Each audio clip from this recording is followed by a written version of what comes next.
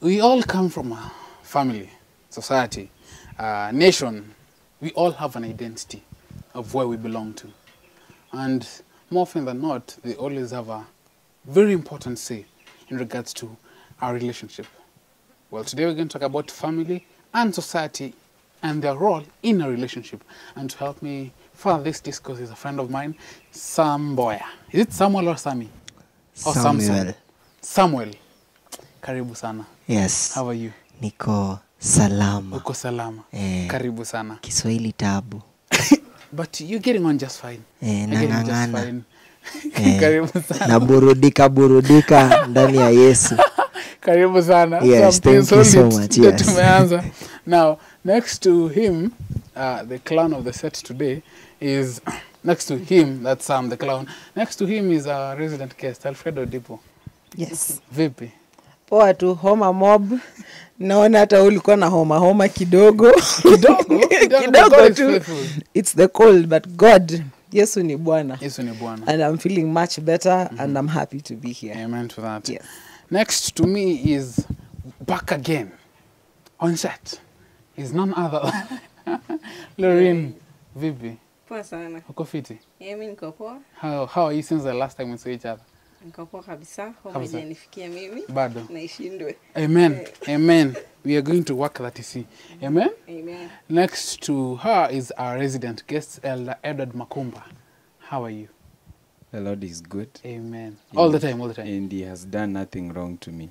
He has done nothing wrong. To me. He will never do anything wrong to you. Amen? Amen. Amen. Karibu sana. Now, we all come from a family society.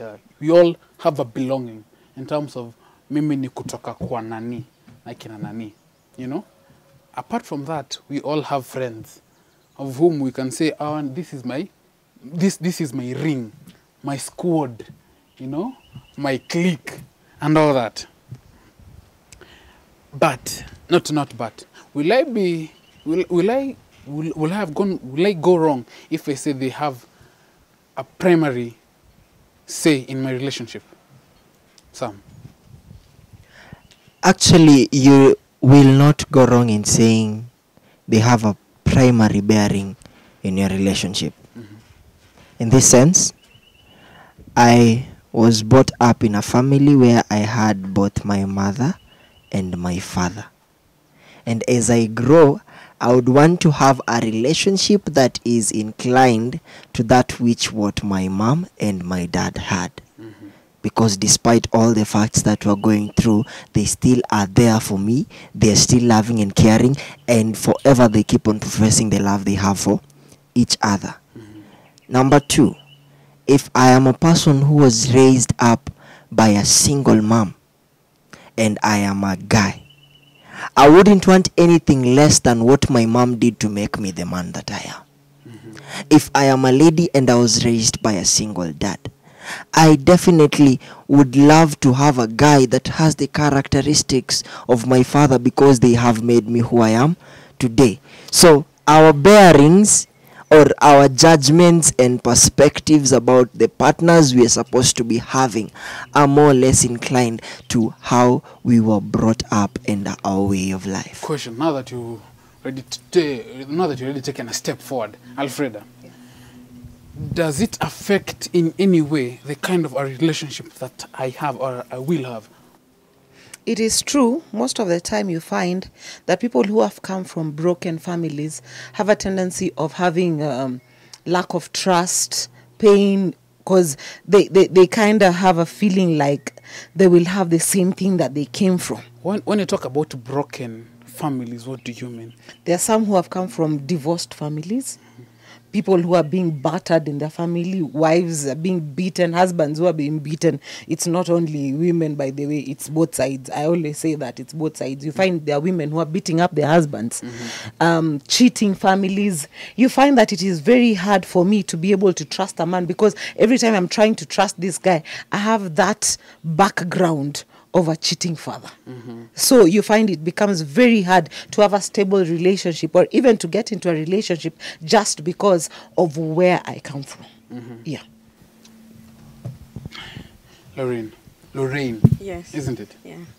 Now that we've already said that family has a huge tone in regards to how we pursue our relationships, then how can our family be of positive impact? Wait, can a family affect someone's relation? For example, Elda is seeing this lady X, you know, and the family is, no, why? Can you stop this? And can a family do that? And if it can, what is the wisest way, according to you, that a family can pursue this? Yeah, family can stop maybe a relationship, or they can let it proceed based on the background that they do have. You know, as parents, they've gone through a lot. They have the experience. So sometimes they may look and say, no, my son, this is not the lady for you. So the wisest way I think that parents should go is by going to God in prayer. If God guides our parents, surely they will guide us in the right direction. We youths also want to also kudunga hiyo msumari pale imetokea.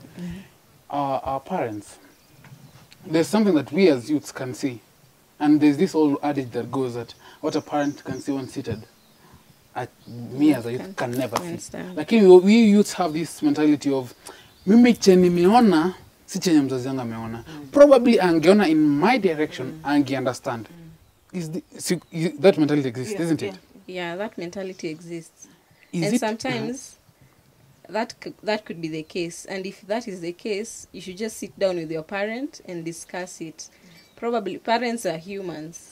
They will just listen to you and understand. Yeah. And the elder. And in the case where a parent is adamant, because let's say some parents are adamant to change, they are rigid to change. I'm like, no, my son, I want you to marry person X, or from tribe X, or from this class. What do you go about that? Because we all are of the same mind that it's not wise for us to actually walk down the aisle without the blessings of our parents. How do you go about that? That is very true. One caution and danger that I'm seeing from that question is when you surrender your conscience to your parent. I mean, now the parent goes ahead to make a decision for you. No, if you are at that age, remember, I usually say this, that God has men and women in mind, not boys and girls. Whoever the parents can guide that way, and let a parent be adamant on boys and girls. But when it has come to men, like the one I'm seeing in this show, they should not surrender their conscience to the parents. Because you see, the knowledge we have, it's not the same knowledge your parents.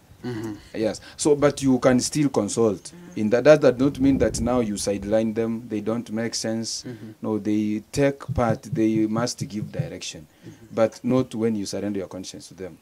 Yeah. So in the case where I am of this light and my parents are of this light, boy, how can we marry the rift? How can we bridge the rift and have a course of understanding? Because I know of few people who have actually ended good relationships because of the mere fact that my father said no.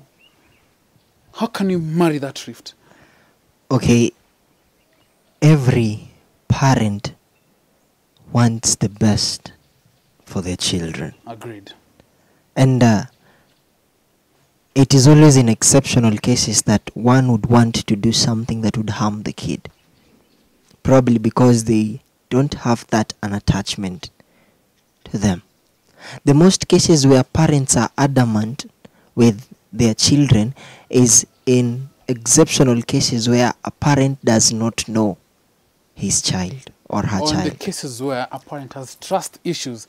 Wait, kuna kitu kaya kwanza, parent kuna trust issues na mtoto wake? Yeah, definitely. And I want to put it in this sense. Parents, most of the times, we are neglecting our duty. While the kid is so young, you take them to kindergarten and back. At class 3, 4, you take them to boarding school and back. At class from 1 to from 4, they go to high school boarding and back. In the university, they also go and back. So people, actually teachers and staff workers, know your kids more than Better you do. And they probably have an inclination of advising you that the person you're marrying is okay, but the parent will adamantly refuse because they think there's a mistake they made and they would want to correct it in the child. Or there's something that they wished in them that they will want the kids to actually experience. Yes, maybe she can add on something yes, before. yes, please.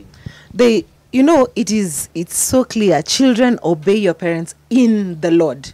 People always forget the in the Lord part. At times you may find your parent has a problem with you getting married to, for example, Lorraine, just because she's from another tribe. Is that in the Lord?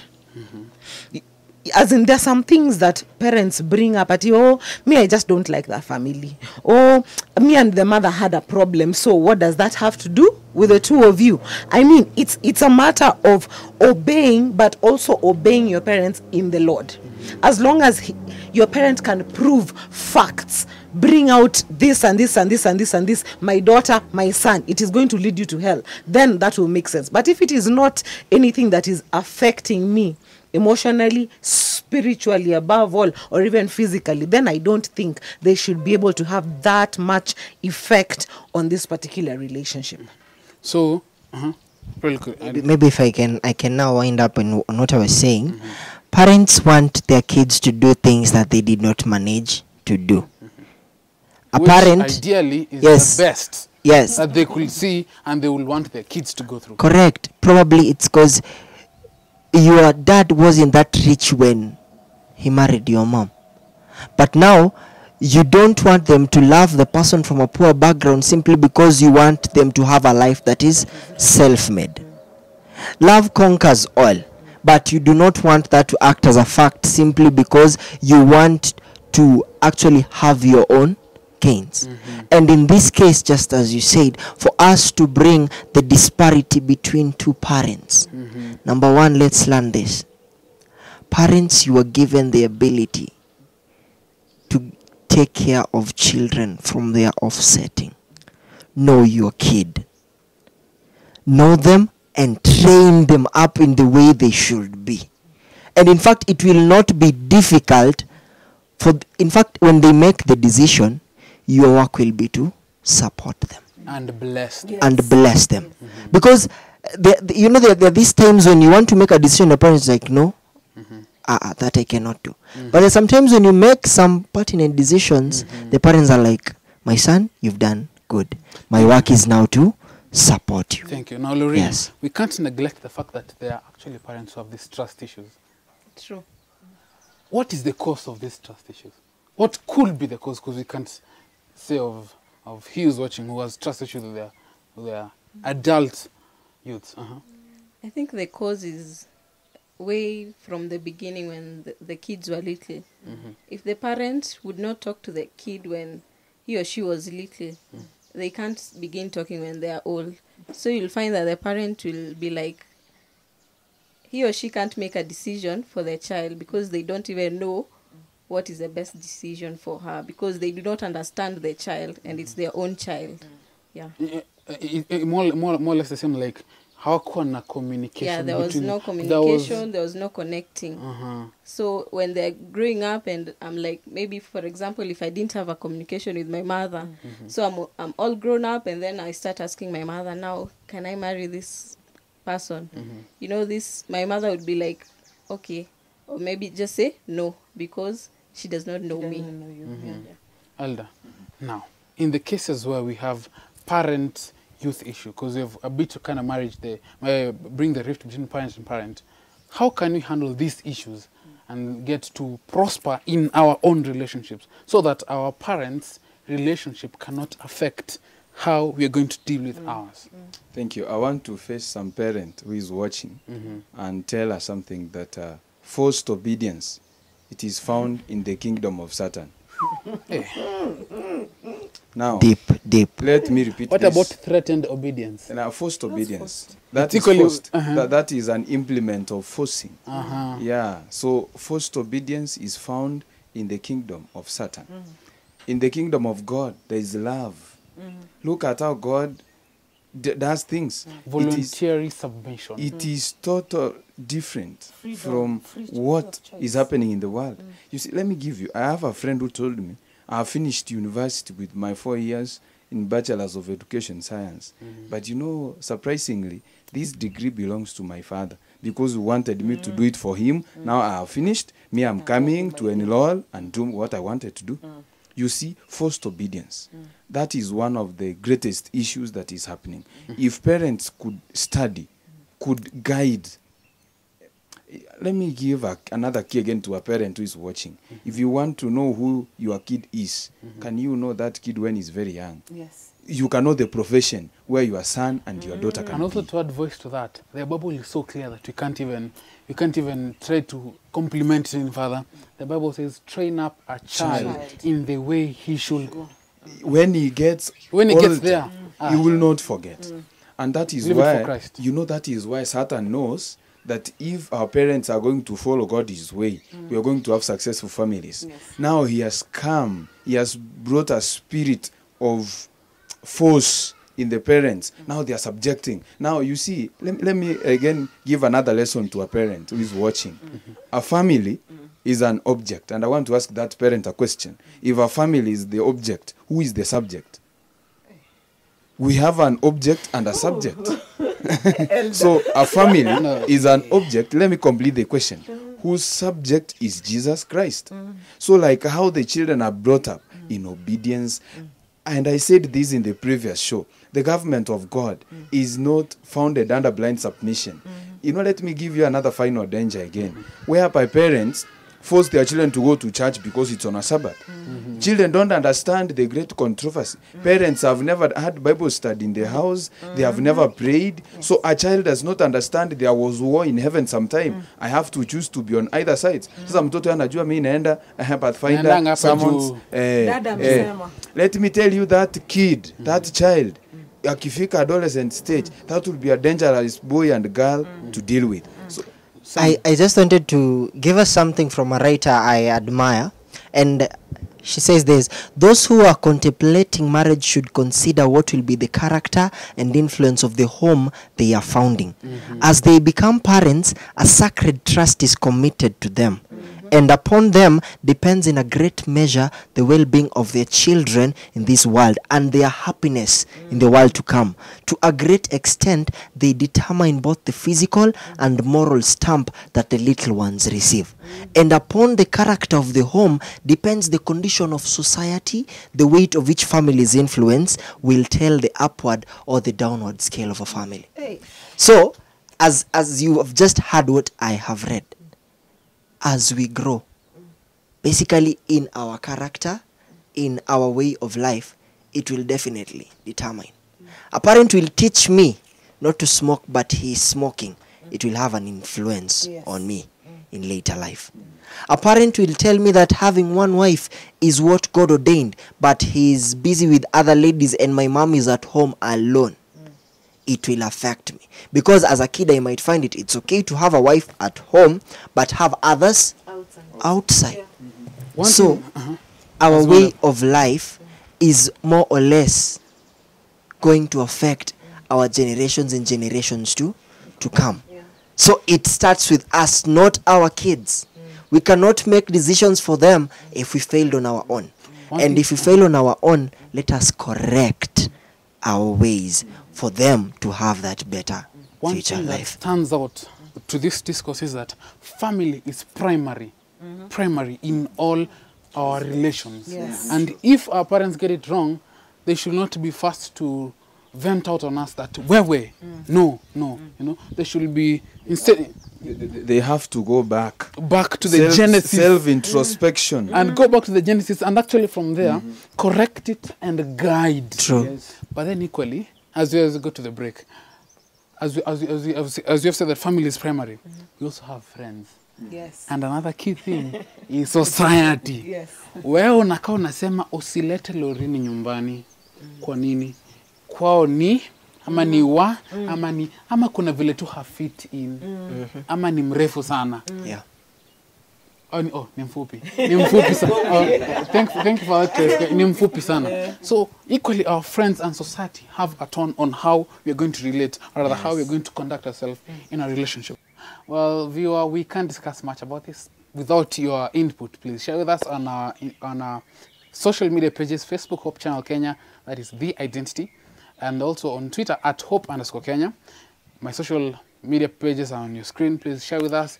If you have a question, go and post it there. We're going to have a whole session of where you're going to receive your questions and we're going to respond to them. But with us during the talent, and if you have a talent, please get to us. We will love so much to hear what you have. Not just singing, not just playing a keyboard. I can sing also. But share with us on what you think. Stay tuned till the end. Parents, you've had it, and we are going to have another session. We're going to have this discussion on how family is very important in regards to us as youths, as how we're going to pursue a relationship. But we also had packaged that we are going to talk about friends' input and society input to our relationships. Just to kick it off with friends, ladies, no, Lorraine, Yes. mademu anakuanga na click. Yeah, sure. Viewer, click. Click ni nini, by the way? Rende. Sasa, we are taking us from the pan into the fire, probably. No, it's like the people you hang out with, the people you sit with, the people who you talk to, the people who you cry with, the people who you dakua with. The people who you identify with. Yes, the people who you identify with. That is the click. Yes. Sam, Yes. I'm going to get a little bit personal, all right? Tricky. Sana. So, is it true that sometimes it's hard to actually get to Lorraine because of the click that is there? Definitely, yes. So you've been down that road before? Yeah. Hivi kwamba okay, Kiswahili ni shida. You know, most of the times there are very many things that can attract you to a lady, si ndio? But the day amekuja and then you have your friends alafu aanze kusema my name is Nekesa and my number is 072239. The accent in itself utasikia kijana, we don't have such accents, eh? Wewe Okay. wewe ni mjaka and you know donge Kiswahili ilikuja tukilala tukaamka tukushika, lakini kizungu ilizaliwa kwetu. So basically that's what they'll tell you, si ndio? So they'll definitely override a person or maybe neglect the person because they are not happy, and because they your clique will be like, unaona ko sawa, dem potea. You see, basically we sometimes do not have our own stand. We depend on our friends to make decisions for us, even though they are going to mess us. But you know, we are like, there is a friend. Proverbs 18:24 says there is a friend that sticketh closer than a brother. Sasa you are consoling yourself now because there is a friend that sticks closer na ameniambia yenyewe hapa. Yeah, by the way, there are these friends wanakuambia sasa ukiangalia tu msichana vizuri, unaona offspring wenyewe atakaa aje? Okay. Imagine that's a friend anakuambia unadhani huyo boy hata akitoka modemana atakuwa na kaje? Kijana afikiria mara ngapi? 2. Kimbia kama bado ni mapema. Such like friends, they are there. Lorraine. Yes. Mostly we get to have this cliques for good grounds, either because, let me use an illustration that Ella used some time back, because we are mates at a given time. You are either classmates or church mates or mates, and you are a clique because you had a common interest at a point. Yeah. Now, this clique can be of good. True. And can be equally of a bad influence to you. Yes. Yeah. How can you get to manage, either deal with this clique? Because you don't want to be like a chana outside just because they're having this influence on you. How can you get to have this clique and still have our, you know? Yeah, we can manage that easily by your friends advise you. You go to them, you ask them, how do you think, what's your take, and blah blah, and then at the end of it all, it's you who makes the decision. So you can take the advice of your friends but make the right decision according to how you feel in your heart. True. And that's just going to be sorted. You'll find that you've gone through something out of your own will, not from the influence of your friends. Yes, on that point kidogo, there is this lady friend of mine, I won't mention names, but the friends were actually talking her out of a relationship. But she faced them and asked them, okay, yes, nikitoka utanioa? You know, that's a deep question for a lady to the other one. That's what we call a stopper. Yeah, a stopper. Akamwambia, yes, nitamwacha, lakini nikimwacha utanioa. So, you know, there are some people who probably lack some aspects in their relationship, so they don't want others to have the same. Elder. Or they feel like they need something else in some other people, so they want to mess it. So the good thing that we can do, basically, let your friends advise you, but let them not make the decision. Elder, it's good that you're saying this, but then equally they also have your best interest at heart. If they're genuine friends, how do you go about that? Thank you so much. Allow me to begin from I was listening to one of the famous motivational speaker, and they said a statement that we have 4 types of friends. There are those who can multiply you, there are those who can add you, there are those who can divide you, and there are those who can subtract you. So, and then those who can multiply and add you are called inspiring friends. Those who can divide and subtract you are called expiring friends. Now, let me go to the Bible and respond to your question. In the book of 2 Samuel, You just have to mic drop it anyway, fine. in the book of 2 Samuel chapter 13, there is a son of David called Absalom. You know Absalom, his case. He had a friend called Jonadab. Jonadab was a very subtle man, very cunning. You know, he advised him, go make thyself sick, and when thy father cometh to see, tell him, I pray thee let my sister Tamar come. Are you getting the kind of those who are expiring? Yeah. Very good. Another friend again is David and Jonathan. Look at the friendship between David and Jonathan. Jonathan is Saul's son. Saul wants to kill David. Now Jonathan comes to help. Now let me give you another type of friends again. Look at Jesus Christ. He went to pray on the mountain with how many friends? 3. Now these friends, on reaching the mountain, they slept. So by the way, be careful on who are your associates.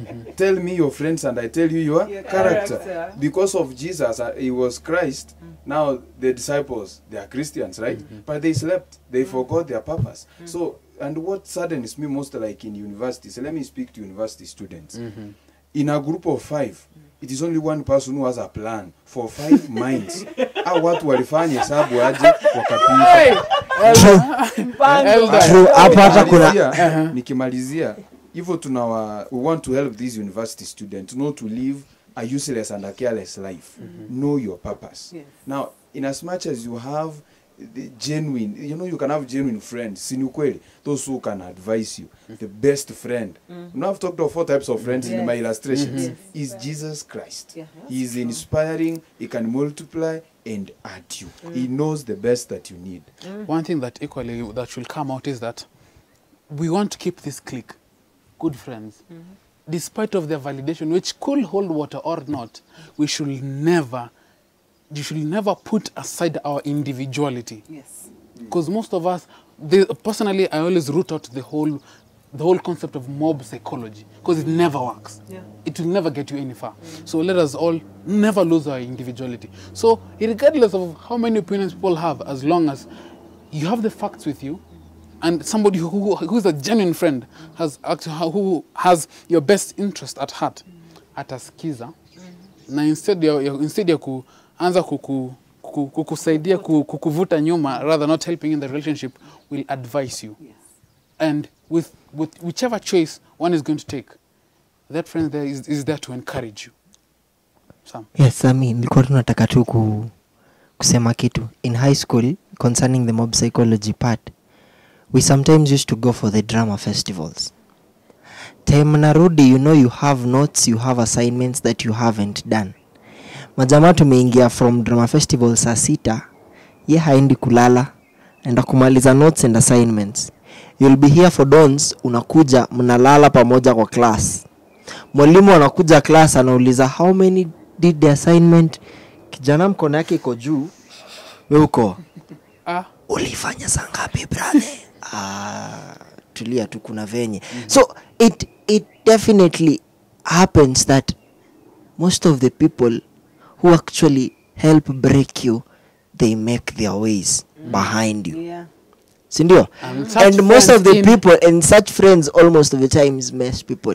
And such friends are the submarines that we want to avoid. Those are the people vinyambizi, the people wanapitia tu chini ya maji, because for example I and Pasay her, we have a very good relationship, and probably because I'm working on building that, but every time you keep on giving me negative stuff about her, and in the end I'll be like, no, she's not the person meant for me.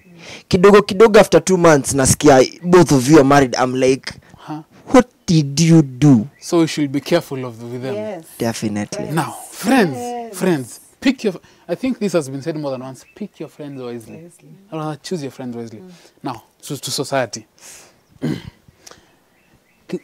Ginafikanga age fulani, nasikia tu talk fulani itango, Sami, utaoa lini? You know, ama elder Makumbo, utaoa lini? Fast forward. Nime fast fast forward. forward. Okay, basi acha tubaki huko. No, the men actually, it's never on the men, it's actually on the ladies. The hit is on the ladies. Yeah. Umalize ukienda university unaanza, do you have a boyfriend? Mlete tu nyumbani tumuone. That's university. Then you finish university, you have a job. Any friend you bring home, for example, I'm like, hey, what identity twende home. So who among them? Who is it? Who is it? Is that him? Is that him? Hapana, hakuna. Then after a while unasema, hey, kuna get together mahali, please just come, we'll meet some people there, and then you'll find they've invited some other guys so that you meet, and at least unaweza pata mtu after a while, get to around 30, leta tu yoyote tu ule mwenye ataleta tutakubali. And unfortunately you find people have a lot of pressure with that. They end up marrying anyone just because everyone is expecting them to get married, which is actually very, very sad, because you find someone gets married today, no matter the rate of divorce, it is too high just because people got married out of what? Pressure. Yeah. Now, Lauren, since you have established the fact that pressure iko, Yeah, iko. how do you handle it? Wait, is it of a good cause first? Is this pressure of a good cause? It could be put in elder. Can say. What do you think? Is this pressure of a good cause? Now, this pressure, it is not of a good cause. No, elder, no. No. I want to Let- defend I our want parents. to answer. Uh-huh. Let me answer. The parents may be right. If you are at that age, you see, you cannot just force a baby. You can't force a teenager. Someone has just finished university, has not even established himself. You know, let me tell you. I just switch in because self-realization mode. aye. Ajidiscover. Unajua, that is a self-attack. In fact, I need to get into that. Sami, No, tuko sawa, tuko Could sawa. you allow Elder. me to continue a bit? Yes, please. So that Sami comes in. unasikia So the Sami? point I was saying is this: that pressure, you know, the problem with our parents, most of them are very selfish and they are materialistic. And I want to tell them the truth. Let them be focused. You see, they are looking at when is he going to marry, so that they are focusing on material. They are not focusing on your good. And that is the truth. My Bible tells me, 1 Corinthians 10:1, that whether therefore ye eat or drink and whatsoever ye do. And I want to ask a viewer a question. What is whatsoever? Now, the Bible says, do all to the glory of who? God, not to the glory of men. But in the society, you have to grow both in favor to your parents and to who? God. But utmost glory should be to who? God. So whenever they're asking those questions, in fact, they should come in. One thing that pisses me off is that they do it in the wrong way.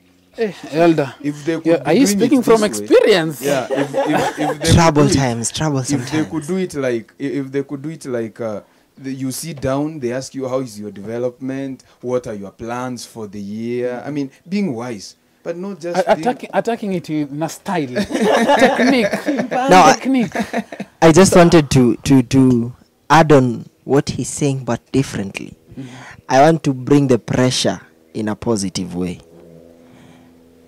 There are some gentlemen who have been taken care by their parents mpaka wakati huu they're still being taken care of. You're being reminded on how to keep yourself, how to tidy up stuff, and how to even do some few things. They still do not know how to do these things. Those are overgrown boys. Eh? No, listen, even if it's overgrown. And your mother sees that they will reach a time they won't be there to help. So they want you to at least find someone who will probably help you to find your purpose. I think I was channeling this pressure in a very different way. let me challenge you And then- in one way. Yes. Kama kuna mzazi anasema now I want you to marry for the purpose of kwa sababu ujiwezi kujihandle. Personally, I think that is wrong. Not unless you have something to back No, up. as in I was saying nilikuwa naiweka si ati anakuja na kuambia it's because naona haujiwezi. Yeah? But ideally that's the motive. But the motive is actually every other person all wants good, the so to best. speak. Wants the best. So they'll do that for their best. But most of the times kidogo ladies unasikia umekuja unasikia kuna huyu kijana mlikuanga na yeye mkigrow. Alipoteanga wapi? When you definitely don't. That question is common. Eh? Nimeuliza. Unaona? They always ask such questions alafu unasikia Mtoto wa so and so. juzi Agenda kuna tu by the kuna way. mtoto wa nani alikuja hapa kukutafuta. Mic drop. Juzi kuna mtoto alikuja kutafuta hapa, uliongea na yeye ama unasikia siku hizi hata sisikii kelele kidogo kwa nyumba, hakuna kupumua, kuna kitu kulala. unaweza fanya kuona vile the parents most of the times wanajaribu as much as they want the best for us wherever we may be, si ndio? But kuna venye pressure zingine are definitely not going to help a person I am develop. I am not a parent, but I will say this on behalf of parents. Parents want the good of you. Amen. The good of the good of Nikamini Sharuka story. The best for you. For us, of us and for us. Hence, them asking this, regardless of the way they are going to bring it on board, is just to bring their attention to that we are concerned of your well-being. Point to note. Now I want you to get this. Because Sami. here's the thing. Sami. I think mtu ako 30 na bado anasema ni kijana aje. No. Uko Sami, 50. Uko Sami, 40. kidogo kabla nini. Ladies hapa sijui mnasemanga aje, but mnasema a lady is as old as she thinks. Not then wataniambia that I don't know, but nilikuwa nataka kuiweka hivi Sami. Sikia, unasikia ni team 16 team 17 with an experience of 9 10 huko mbele, but in this kind of sense our parents, as much as they have a bearing, most of the times they use that time to at least get to know us before we go. Elder, unawashwa level. Yes. Unawashwa. There is something I was saying, and I want to say that in the previous shows, we've always described the very serious and important steps for us to follow. Yes. I want to defend parents for the pressure. On another side again, I'm not cancelling the discussion, but the other one I told them the truth. Now this is another truth again. This truth Your I'm truth, saying, eh? yeah. Truth meter. Yeah, no, not truth meter, but it is fundamental. That we said here, young people, if you have friends, let your parents know your friends. I think that is the problem. Be it courting, Or be it friendship. just friends. Let our parents know our friends. You see, by them knowing, let me tell you, our parents have a right arm in our good, and they pray good for us. If only we be open and tell them, these are my friends. Lauren, ulikuwa na washo, nilikuwa nasikia uwasho. Nilikuwa nataka kuuliza. As you're saying, there is good pressure. Is there a specific age that we should reach yenye tunafaa kuolewa na kuoa? Sasa hapo. Anyway, okay. Alfreda. Hapo penye Before, pressure inakuwa is there very good. Alfreda? Why are you escaping? Nitasema nikimaliza.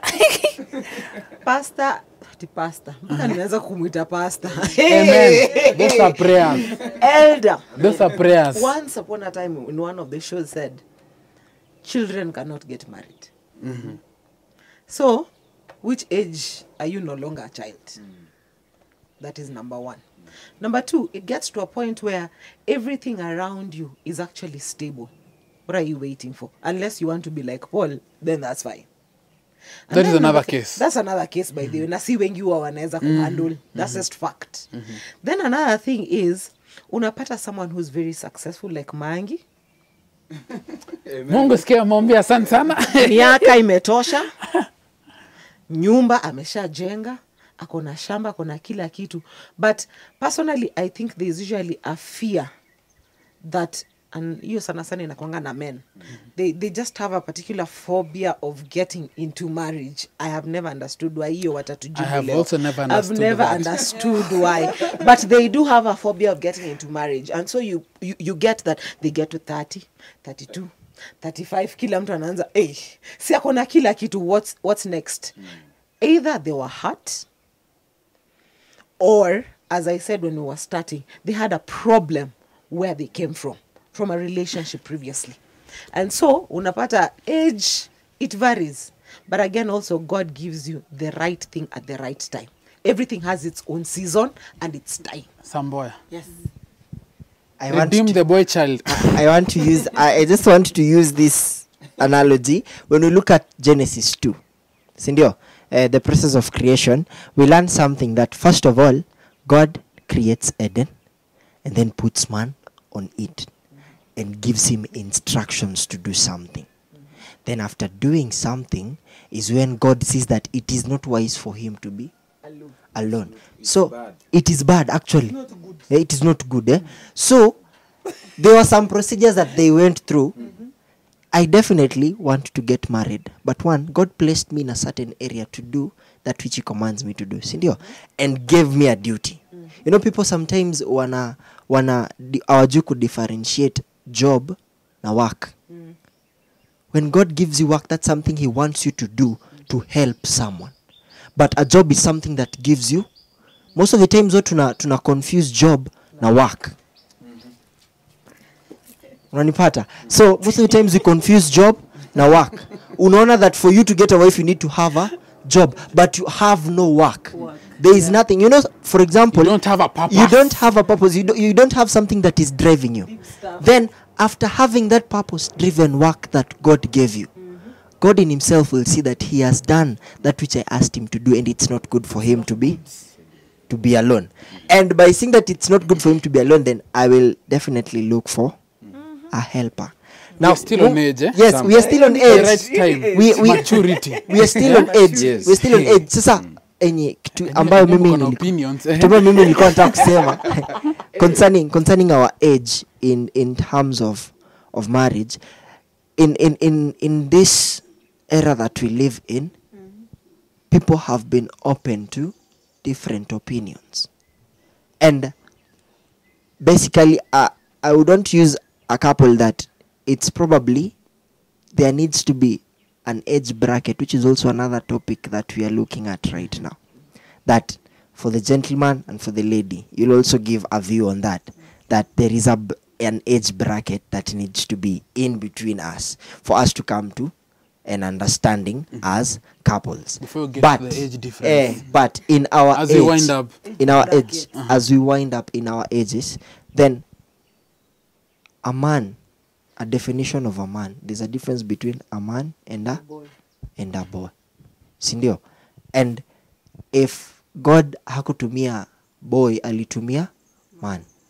So our definition of man will be able to give us the inclination from where you start being defined as a man. Allow me to That is define. the time for you to. Allow me to define quickly. In a minute.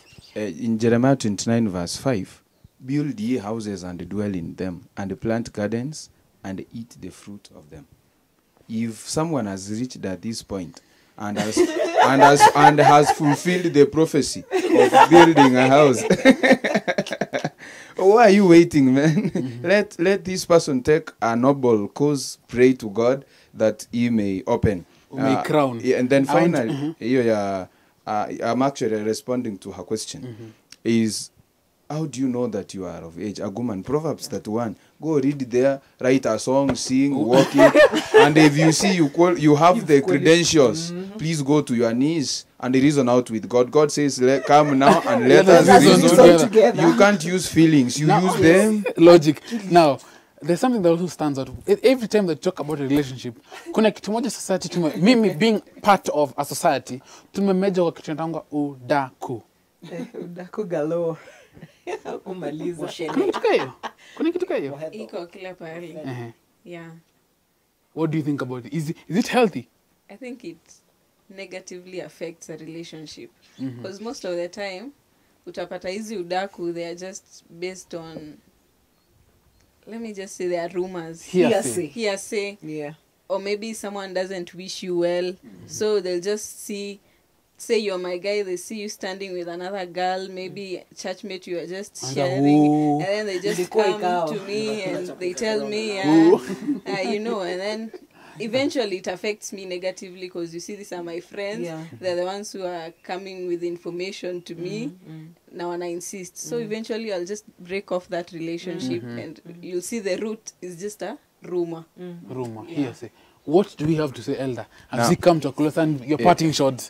My parting shot is Do you this. time on a scheme? We think Yeah. about another part of it. Yeah, our friends and the society, we are an object. And I say this, we are an object, the subject is Christ. That is the first point. Point number 2 on what you've questioned, Udaku. You see, it is only in the kingdom. Let me talk to the people of God now from this pulpit. It is only in the kingdom of Satan that is reign with and by propaganda. Propaganda is found in the kingdom of Satan. Yeah, and such people do that, they will not go to heaven. So if at all I'm discussing this for your good, then why should I discuss? Why can't I come and reason how to do? Because you're my friend. You know, this is what people don't like facing. We don't like facing the reality. Let us face the reality. Our parents, we need that pressure. Pressurize me, and I will go on my knees. Wazazi wa elder. Actually, rudia tena tuanze saa hii. I know they are going to pressurize me through prayers. That's what I meant. And then point number 2, that we let us check out our association. Remember the 4 types of friends: those who can add you, multiply you, Subtract divide you. you, and subtract you. And finally, one of the best friends and the company and the association that God wants us to have, it is with Him. Amen. Before you form any society, let's be a society. Let us form an intimate relationship with God. Lorraine. Thank you. Wow, amen, Lorraine. Yeah. Family and society in relationship as your parting shot. Yeah, my parting shot is that the society can affect you positively or negatively. In order to escape the negative part, let us just go to God in prayer. He will surely guide you to make the decision that you need to make. Amen. Alfreda. Personally, what I would like to tell even the viewer, you can always listen to what family has to say, friends have to say, the society has to say, but it's up to you to make the decision. Remember, obey your parents in the Lord. Amen. I would want to finish it this way. Hey, no, They come heavy. it was coming with a heavy thought inside. I just want to read something and then just tell you my parting shot. It says this: "You, my children, have given your hearts to one another. Unitedly give them wholly and reservedly to God. In your married life, seek to elevate one another. Show the high and elevating principles of your holy faith in your everyday conversations and in the most private walks of life. Be ever careful and tender of the feelings of one another." That is to our couples. But for the people who are watching me out there, I want us to learn this. The presence of Christ alone can make men and women happy. And just as Christ turned water into wine, all the common waters of life, Christ can turn them into the wine of heaven. Their home then becomes as an Eden of bliss. The family becomes a beautiful symbol of the family in heaven. So for that family to be that which God wants in heaven, then basically base it upon Christ, the solid rock. Amen. There's nothing I can add there, bwana. Umemaliza yote. Hey. There's only one thing I can say. Please share with us on what you think on our social media platforms. Again, Facebook, Hope Channel Kenya. Facebook also, we also have the identity page. Go there, like it. Tell us, what do you think about it? Our Instagram page is at Hope_Kenya. Share with us. Find this show on our YouTube, on our website, that is www.hk.co.k, and on YouTube is at Hope Channel Kenya. Family is important. You have a right hand will to whatever relationship that we are going to engage in. So let us not use that will in the wrong way. And let us not incline our ideas to our perceptions. Instead, let us incline those ideas to what God desires us to. You know, you're my friend. You're my friend. Go home. You know, society, help me grow to Christ, and all these things will fall to place. Amen. How's you? Hapo safi. We have come to a close, please. There's something that I think I should tip you guys on what is yet to come. There's this trend that has come. I call it a trend. It's not biblical. It's purely from the kingdom of the evil one, Satan. the Satan. LGBT is coming into our families, into our churches, into our clique of friends. As a believer, what do I do about it? I have a friend who's LGBT, gay, Liz. See you next week.